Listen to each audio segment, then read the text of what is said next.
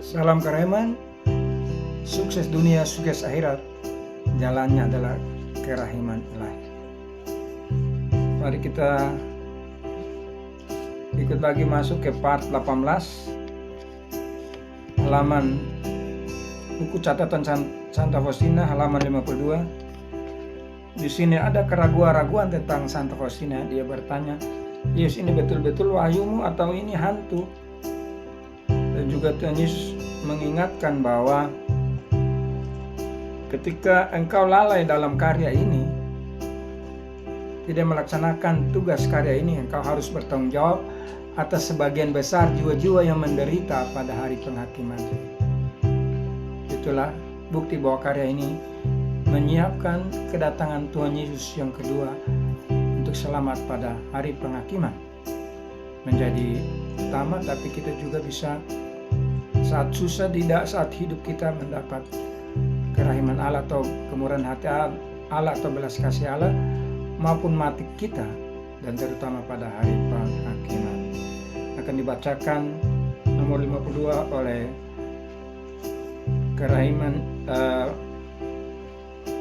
mujizat kerahiman saya, Ditlag Faustina Renya.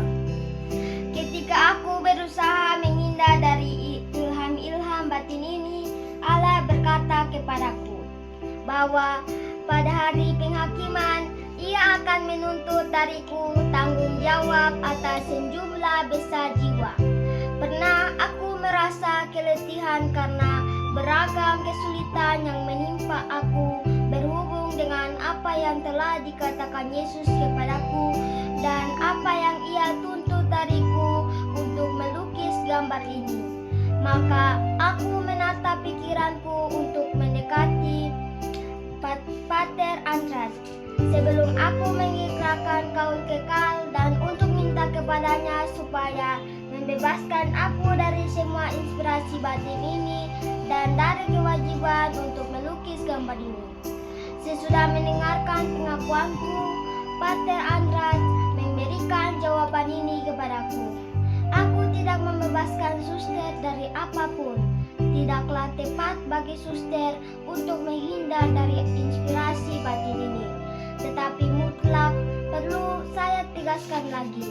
Mutlak suster berbicara dengan bapak pengakuanmu. Kalau tidak, suster akan sesat biarpun diberi banyak rahmat ilahi.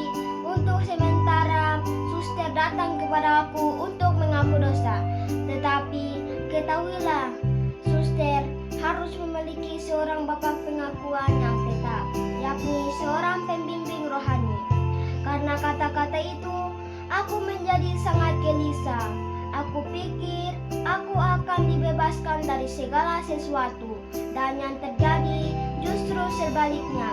Suatu perintah jelas untuk mengikuti perintah Yesus, dan sekarang masih ada siksaan lain karena aku tidak memiliki seorang bapak pengakuan yang tetap.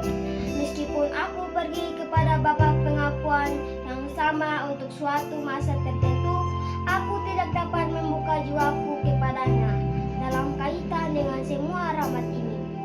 Dan ini menimbulkan rasa sakit yang tak terberikan dalam diriku.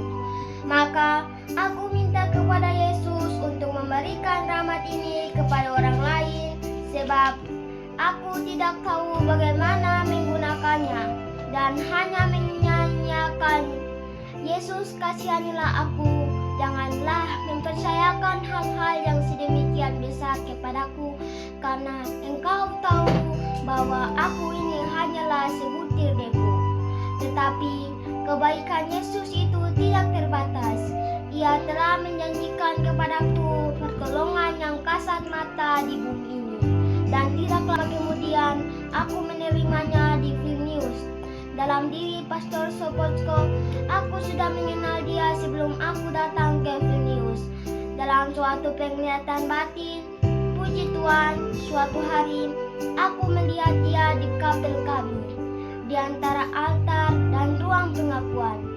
Dan tiba-tiba aku mendengar suara dalam jiwaku yang berkata, Inilah bantuan kasat mata bagimu di bumi ini.